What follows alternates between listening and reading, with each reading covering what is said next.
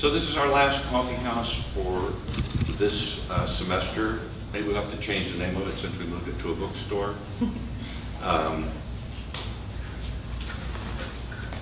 What else do we have remaining in our public event schedule for this semester? Is one thing. 2 days from tonight, we're going to have the Rio Review release party right here in this same space, 7 p.m., Wednesday, December 6th.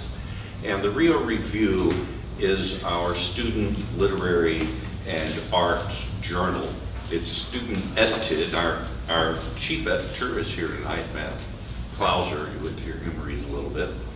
And we're really proud of the book that we produced. I get to serve as the faculty advisor, which means that I don't do any of the work. I just make sure they do it. So I can be proud of them for the work they did, and I'm not bragging about myself. And then we'll pick up again in the spring, so stay tuned, and we'll have a new list of readers and a new list of dates. I always like to start these things off with just a little icebreaker, and I've got a couple of short poems here. You know, it's such a politically fraught moment in our country, whatever that might mean, and so I'm, I guess, sort of a cliche in that I'm put into mind of the late Republic in Rome. Late Republic in Rome, one of my favorite periods, and especially Caesar. I just keep reading book after book after book about Julius Caesar to a point where a friend of mine, when he sees me with another book about Caesar, says, "Hey, did it turn out the same way?" Yeah, right there in the forum. Not well.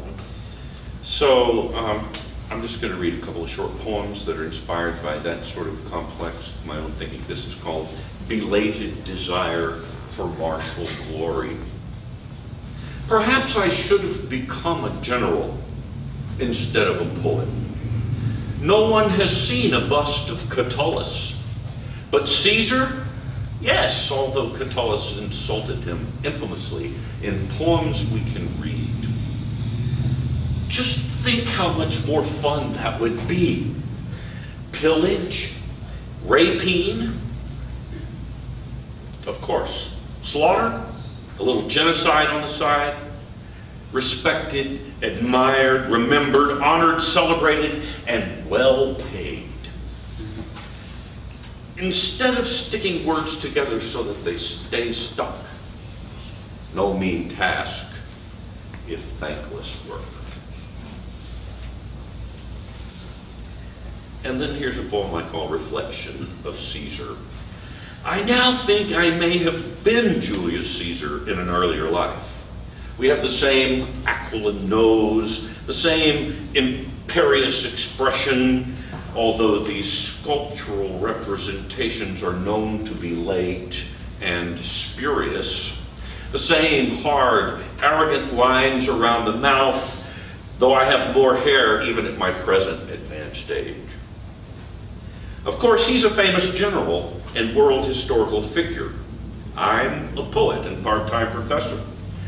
Nor can I approach his level of greatness, at least as measured by number of killings and copulations, or his correction of the calendar. And how shall I deal with the fact that Catullus, my favorite poet, called Caesar an old queen? Perhaps I was put here this time to learn humility, a bitter lesson for guys like me and Gaius, so full of monstrous ego and insane ambition. Somewhere here, I've written a note to myself on the back of one of these poems. There it is. I'm really interested and pleased to bring our featured reader/readers up tonight. Standing here are John T. Davis, Brent Douglass, the tall guy, James Dennis. These guys collaborate on writing fiction under the name Miles Arceneaux. And I think Hidden Sea is your 5th title under this collaboration. So I find that very interesting. I myself have been collaborating on screenplays some this year, and I find the whole idea of collaborating on a piece of writing to be really deeply weird, but also really cool and workable in ways. And I want to ask these guys that either before or after they read from their book to talk to us a little bit about collaboration, what it would mean, and how it worked to collaborate on fiction. So please welcome the collaborative team: John T. Davis, Brent Douglass, and James Dennis Miles Arceneaux. Thanks so much. Thank you all for coming out. I'll start with a bit of a reading from the early part of Hidden Sea. This is a series of novels, and we've done a literature search, and as far as I know, in all of Western literature, we have the only protagonist who is a shrimper. Charlie Sweetwater looked up from a boat hull he'd been sanding and watched a burly man who called himself Ragnar the Younger feed Fritos to a dog. Behind them, the copper sun burned through a stubborn late morning fog that lingered over Coconut Bay. Ragnar was a frequent visitor to Charlie's shop, and as far as Charlie could tell, had no friends, no job, and no possessions other than a beat-up bike and a supposed ruin stone that the approximate size and color of a flounder. Ragnar claimed to be a direct descendant of fabled Norse explorers, and had even gone so far as to take on the appearance of his barbaric forefathers: dreadlocks, shaggy beard, a knee-length tunic, leather boots, the whole Viking ensemble minus the chain mail and axe. Charlie took off his respirator and brushed the sawdust out of his hair. "Ragnar, you want some Big Red to go with those Fritos? I think I got a can floating around in the cooler." Ragnar dumped the rest of the corn chips on the ground and watched the dog scarf them up. "Well, how about a Big Red for your dog, then?" The yellow mutt wore no collar and once lived under the Coconut Bridge, subsisting on rats and dead fish, Charlie guessed. But the previous fall, the dog and Ragnar found each other and soon became inseparable. Now the two of them lived under a storage shed unit near the Aransas County Airport, a couple of miles from Charlie's house. By most standards, Ragnar was as crazy as a sprayed bug. But Charlie didn't mind the old guy hanging around. He sat around quietly in the corner of the shop and seemed to take a sincere interest in the boat building project. Charlie had never been choosy about his friends. It didn't matter to him how much or how little status they had, as long as they were interesting, somewhat reliable, and not full of shit. Even though his social life had fallen off a cliff these last few years, he did worry that one day he might be judged by the company he kept. He suspected he was already in danger of being lumped, along with Ragnar, into that category of peculiar and non-essential Gulf Coast characters euphemistically referred to as local color. Charlie didn't generally give a damn what other people thought of him, one of the prerogatives of age, but today was his birthday and he was feeling philosophical. He'd had 68 years to make his mark in the world, and what, he asked himself, did he have to show for it? Materially speaking, he couldn't point to much. His business had been a success, but several years back he'd given the whole caboodle to his longtime partner and nephew, Raoul Sweetwater, De La Rosa, and Sammy Dang. Soon after, he began to shed most of the possessions that semi-success had afforded him, especially the stuff that required maintenance. His assortment of boats had been whittled down to just 2.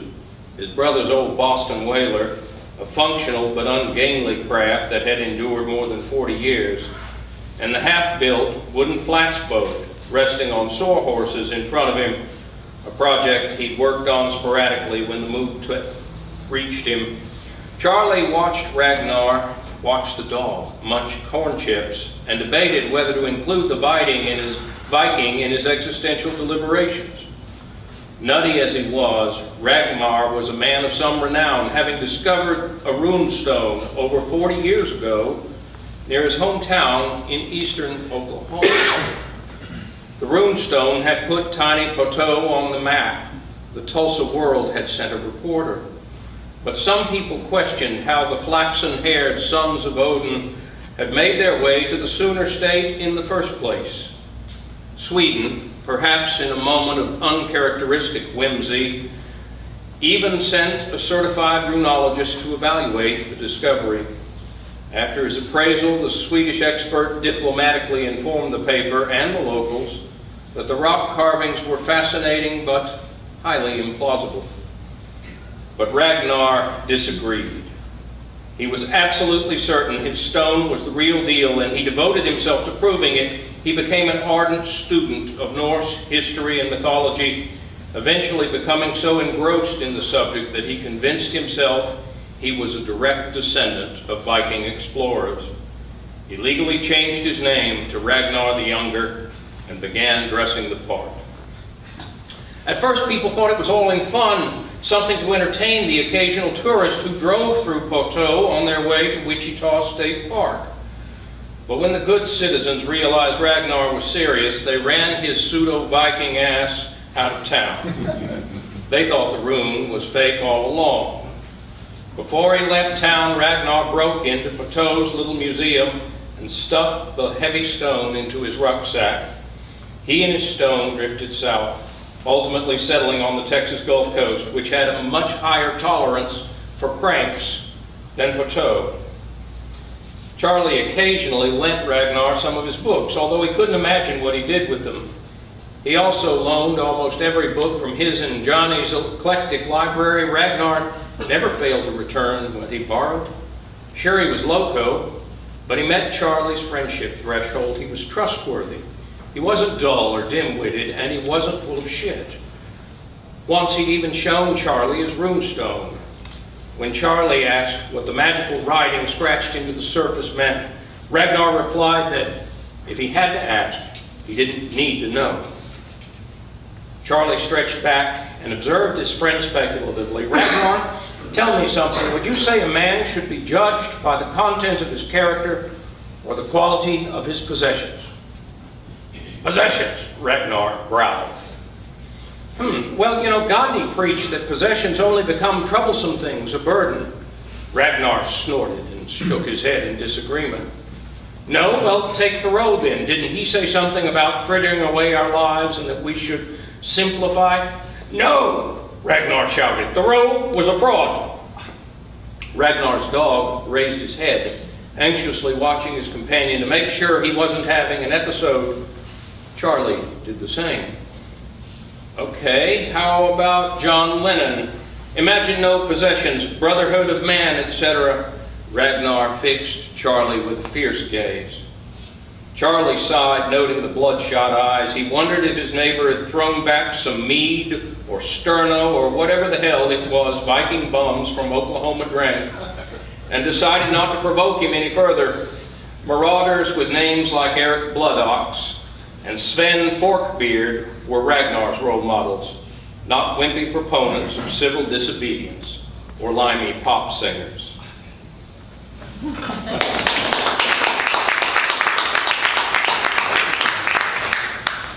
So these are in common. They're all set on the Gulf Coast, Gulf of Mexico. Most of them in Texas, set from the 50s, the 60s, the 80s, the 90s, and 2016.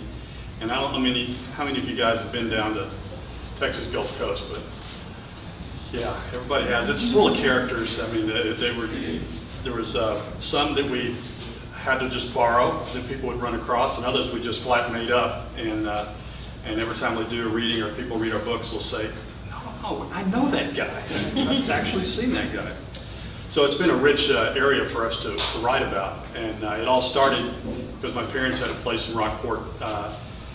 It started about in 1980 and on Key Allegra, and we started having a party down there. We did it every year annually for until just recently, when the hurricane basically blew the place into the bay.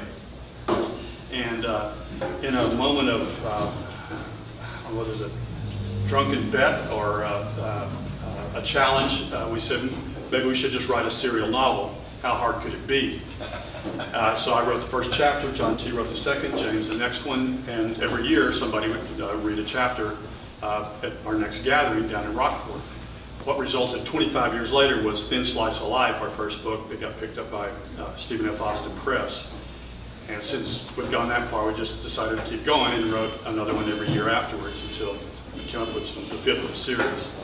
So in this book, the first four are set in the Texas Gulf Coast, and we take our story down to the Mexican Gulf Coast this time, which is just as rich in characters and history as the Texas Gulf Coast. And just a quick framework, Charlie Sweetwater, our famous adventure hero shrimper, is down there looking for a relative that has disappeared in Mexico, and he's trying to get him back, to find him and get him back. So if I can find the spot.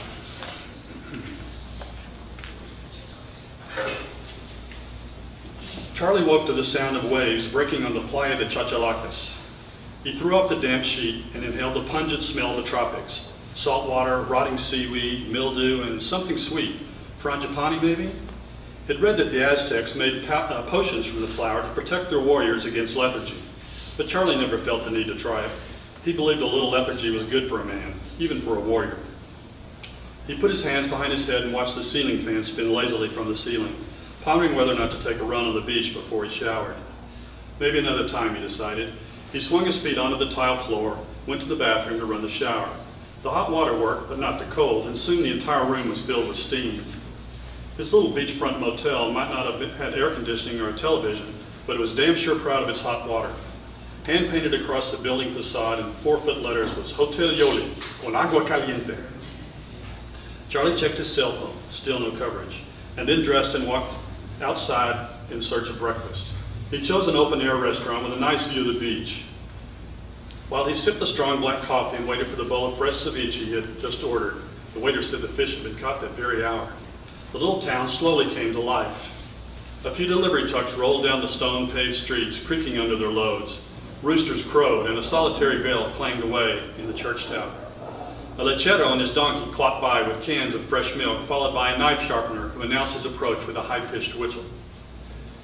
Beachside, a man planted umbrellas in the sand and put out lounge chairs for tourists who might or might not show up that day. A vendor pedaled by on a covered 3-wheeled cart piled high with sun hats, plastic buckets, floats, and cheap sunglasses. At the Rio Actopan Delta, local fishermen cast their throw nets into the river current. Chachalacas was like 100 other villages along the Mexican Gulf Coast, peaceful, humble, relatively unspoiled, but also dirt poor and somewhat shabby. So far, the area hadn't been overrun with planned communities and all-inclusive resorts. Charlie hoped it never would be. Also, it pissed Raul, his nephew, off to no end. Charlie had done his best to acquaint Augie with this region and its distinctive funkiness. He still labored under the faint hope that Augie might be holed up in some tiny, off-the-grid beach town like Chachalacas with a beautiful woman, eating, drinking, screwing, completely oblivious to time and the outside world. Charlie had gone down that carnal rabbit hole before, and he hadn't had parents to fret over him back home like Augie did. Even if the kid had been cavorting with a pack of Mexican TV weather girls, he would have found his way to call home by now. The thought roused Charlie to finish his breakfast as quickly as he could so he could hit the road. He still had a job to do, and he promised himself not to forget it as he drove his car to Roy Lee Rowlett's wanton pleasure palace in Villarica. Jobs, responsibility, and best-laid plans had a way of falling by the wayside when Roy Lee was concerned. So did sobriety, good judgment, girlfriends and/or wives, and all manner of good intentions.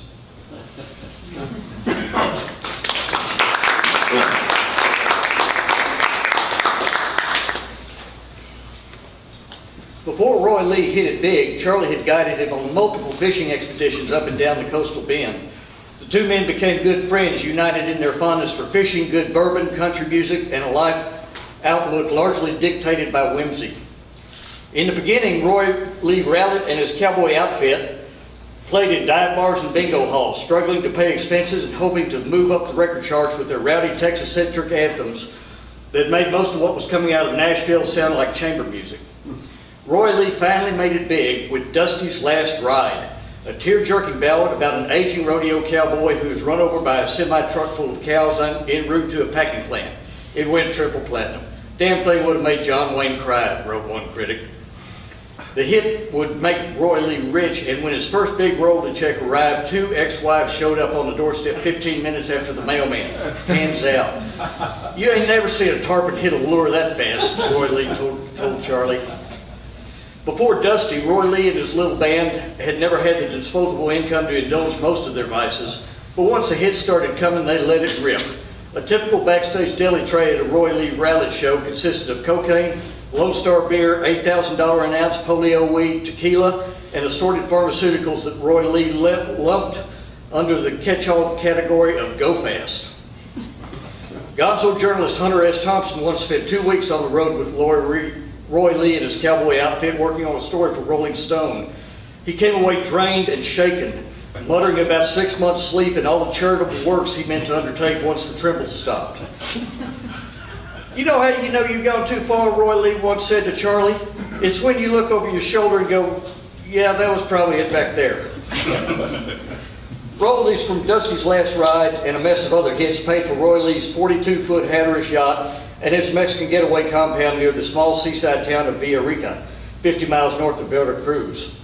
Roy Lee said he chose the spot because he liked the fishing, but Charlie suspected it was because Villarica was a great place to hide from the record label scumbags, outraged girlfriends, and process servers who often pursued him. Not that Roy Lee had much of a clue or even cared, but the area had a rich and fabled history. It bordered an ancient Teutonic Indian temple and burial ground, and was also a stone's throw from the spot where Hernan Cortez and his Spanish conquistadors first landed on the American continent in 1519 and went on to irrevocably fuck over an entire civilization. As Charlie turned off Highway 180 and began grinding his rental car up the narrow road that led to the compound, he marveled at the fact that he and Roy were still friends at all, given their short and inglorious business history. Many years ago, Roy Lee had talked Charlie into investing a good chunk of his money into a musical show that Roy Lee planned to take all the way to Broadway. Send in the Rodeo Clowns was conceived as a cowboy singer's lives, loves, and journey to semi-wisdom in 3 acts. Charlie, as co-producer, wrote the checks and hung around backstage through blocking, rehearsals, rewrites, screaming hissy fit hysterics, meltdown auditions, and all the other karmic mayhem that attends any theater production, from grade school plays in the cafeteria to the old Vic. But this play went above and beyond, way beyond. Leading ladies came and went, often in the course of the same day. One incident regarding a musical difference of opinion led to members of Roy Lee's own band beating the shit out of their boss on stage. Ubiquitous stockpiles of booze and dope added their own chemical dimension to the scene. Charlie watched in horror as his investment of many dollars grew little white snow white dove wings and fluttered away.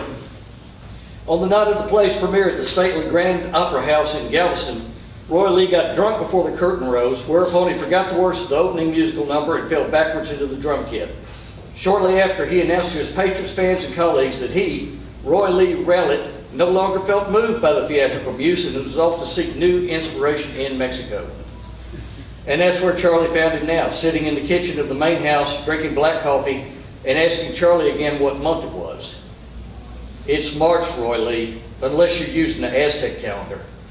Roy Lee's eyes widened. March? Really? Yep. Charlie waited patiently for his friend to emerge from his dormant state. He learned you couldn't rush the process. At the moment, things were quiet at Roy Lee's little Shangri-La. Through the window, Charlie saw a handful of other smaller bungalows tucked back into the green areas to ensure maximum privacy. Roy Lee was no fool. He'd made the cottages freely available to politicos, high-ranking police officers, and other well-connected Mexicanos as a hideaway for them and their mistresses. The arrangement insulated Roy Lee from the inevitable bureaucracy and petty hassles that came with being an expat in Mexico. But if anyone was in residence at the moment, they were laying low. Over Roy Lee's shoulder, Charlie admired the infinity pool that gave a sweeping view down the hillside to the ocean. He noticed the television half submerged in the water. What's up with the TV, Roy Lee? Roy Lee looked up at the television floating placidly in the blue chlorinated water as though seeing it for the first time. Downton Abbey, he said, shaking his head. I couldn't stop watching it, man. And then last night, right in the middle of season 6, the TV stopped working, just up and quit. Pissed me off, I guess. Charlie was trying to process that little tidbit when a girl in a string bikini strolled into the kitchen. Heidi, she said, offering her hand. I'm Claudette. Morning, said Charlie. She blew a kiss in Roy Lee's direction and sauntered to the counter to pour herself a glass of fresh squeezed orange juice. Charlie cocked an eyebrow. Roy Lee shrugged his shoulders. It ain't what you think, Charlie. She's got a master's in archaeology. She's down here poking around in some of the ruins we've got in the jungle out back. I gave her a place to stay and that's it. Believe me, I've got all the ex-wives I can stand. But I got to admit, for a PhD candidate, that girl's ass is a thing of beauty. Claudette turned back around. Why, thank you, Roy Lee. And for a washed-up country singer, you've got some fine-looking Mesoamerican ruins. She drained her orange juice and exited through the sliding glass doors towards the pool. Charlie laughed. Ouch. Roy Lee shrugged. Obviously, she's too quick for me. There was a splashing and a shout. Roy Lee, how the hell am I supposed to do my laps with a TV in the pool? Roy Lee put down his coffee mug. Be right back. He reached into a drawer beside the oven and yanked out a pistol approximately the size of a loaf of Wonder Bread. He stalked outside and Charlie heard 2 loud bangs and 1 female scream, followed by any number of colorful expletives. The TV set, thoroughly perforated, sank to the bottom. Roy Lee came back in, smelling of cordite. So can you fill me in on what happened on Downton Abbey, he asked.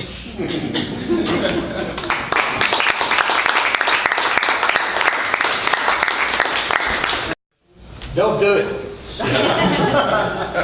You said a minute ago that you write it 1 chapter at a time? That's how we started. I see. The process changed when the first book took 28 years to finish. Yeah, we sort of decided we might want to rethink that and actually went back to our old college English classes and said what would happen if we did an outline and knew sort of where the story was going. Because when we started, we didn't intend to publish a novel. We wanted to write down stories and see how hard we could make each other laugh. We wrote each other into corners, and we were sending the story to New York, and I mean, just all over the place, just to mess with each other. And you'll have to understand, when we started this godforsaken process, we were mailing carbons of chapter drafts back and forth to each other. And then eventually along came the fax machine, and finally, thank God, somebody invented email.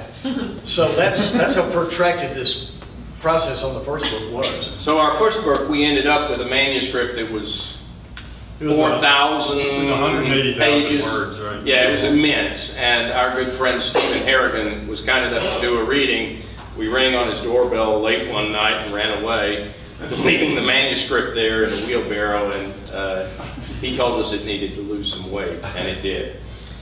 So, but we, as to the collaboration, the biggest challenge of doing it, and probably one of the reasons a lot of people don't do it, is that the goal is to have this come off as one person telling the story, not 3. And that gets accomplished, to the extent it does get accomplished, in the editing process. And the editing process can be pretty brutal. You've got to check your ego at the door, and you've got to be willing to give out some hits and take some hits. And It's kind of like throwing a rock in a rock tumbler, and we just keep going through it and through it and through churning it back and forth. And by the end, I mean, to be honest, you can't find a paragraph in our books that hasn't had some editing by all 3 of us at the same time. So. Do y'all get into a room and sit around a table? Or No, that's back and generally forth? very ineffective. That wouldn't be good. We actually will meet early on in the process to sort of come up with ideas that we think are worth pursuing. And then assign out who's going to do the research and who's going to take what characters. And we all have different strengths. John Terry spent a lot of time in the music business and knows a lot about that world, and Brent spent lots and lots of time on boats as a young man, so he knows that world. So we'll assign out who's going to do the characters, who's going to take what storyline, and then start exchanging drafts of either character sketches or storylines or actual chapters. And characters too. We have different characters that John T. can write the Cajun dialogue very well. Neither of us can.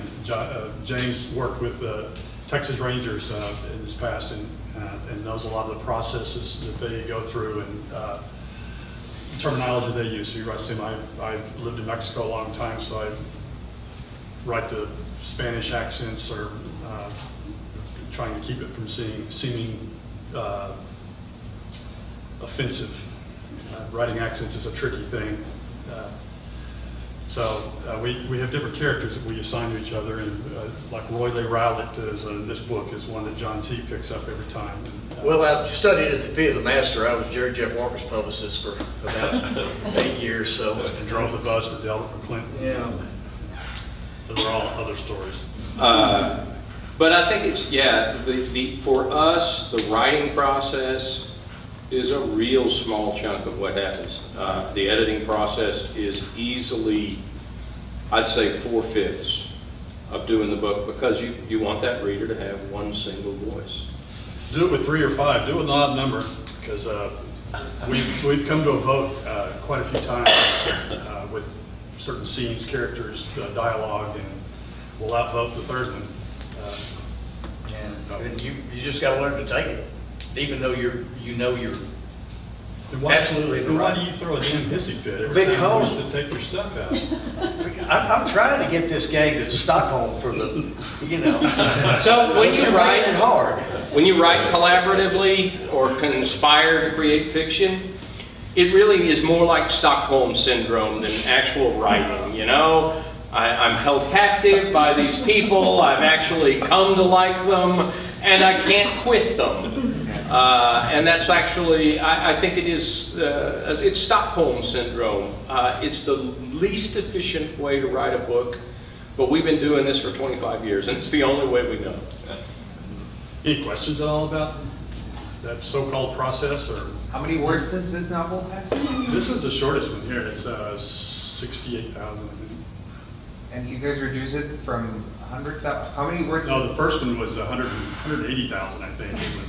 You narrow it down to, In fact, one of the main characters in it was Miles Arceneaux, and didn't one of their professors named Arceneaux at ACC? We have a professor. Yeah, I mean, it's such a reader sent us a note, by the way, after the book came out. It says, could you possibly pick the name that's harder to pronounce or spell or read of all the names that are out there? So Miles Arceneaux was a character in the first book, and we had competing storylines. And Stephen Harrigan, when his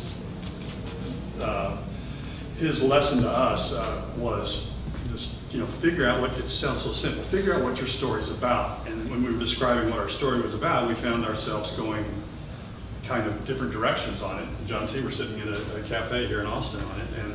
And so within about 5 minutes, one of the Miles Arceneaux, who was a journalist from Austin, and that was one of the main characters, was written out and turned into the author. 86, it was like The Sopranos, he was gone. And John Terry looked like somebody had shot his dog, man. It was just like, oh, man. And so he rose from his unholy grave and became the author. So we had to cut out a lot of the competing storylines to just and narrow down on what the main storyline was and focus on that. It went from 180,000 words to 80,000 ballpark. 90, yeah. Yeah. So And that's when you collaborate, you're going to have to learn, and this goes with checking your ego. You got to have to learn to lose your darlings. well, 25 years we lived with a lot of these things that we'd written. We knew it almost by heart. So to cut it was tough, but you got to do it. Luckily, we've had good critics, each other, good friends, and if you're going to find people to be your readers, early readers, find somebody that'll be honest with you. why do it at all? It's not for the money. Well, I mean, you guys gave us a list of. It's just an outgrowth of things we love anyway. We love to read, we love the Texas coast, we love colorful characters and learn stories about them, and it's just, I write for a living, and I always say that doing, magazine and newspaper work is like playing in a orchestra, but being able to, at the end of the day, to do this is like getting a jam with a little jazz trio. It's just, it's an outgrowth of what we'd be doing anyway. If we weren't writing them down in books, we'd be sitting around in bars drinking and telling these stories out loud. So it's, It's a, a labor of love. Keeps us off the streets. We like the area too. Research is fun, Yeah. so-called research. And a wonderful luxury in novels, as opposed to journalism when practiced properly, is in novels you can make shit up. That's a wonderful luxury. Do y'all put each other on a timeline? Okay, I love this story. Our first book, maybe I was a week or two late or a month or two late on a chapter. Brent at the time is 6 living months. in Italy, and I get a postcard that says, either send me chapter 12 or your ear in a box. I don't care which. I didn't get to do one. Yeah. So, I mean, yeah, you've got to if you want to actually have a finished product. So we actually start, when do you want the book published? And we kind of know the back channel, and then you back everything up from there so that you're doing a first reading, a second reading, when each section is If the early done. readers, and we developed a process that made it easier, more streamlined. Because, cranking out one of these in a year, especially when everybody has jobs, it had to be a priority for us. Anybody else collaborating here? Talked you out of it? How's John? your experience been? Yeah, we're kind of just learning how to do it. Just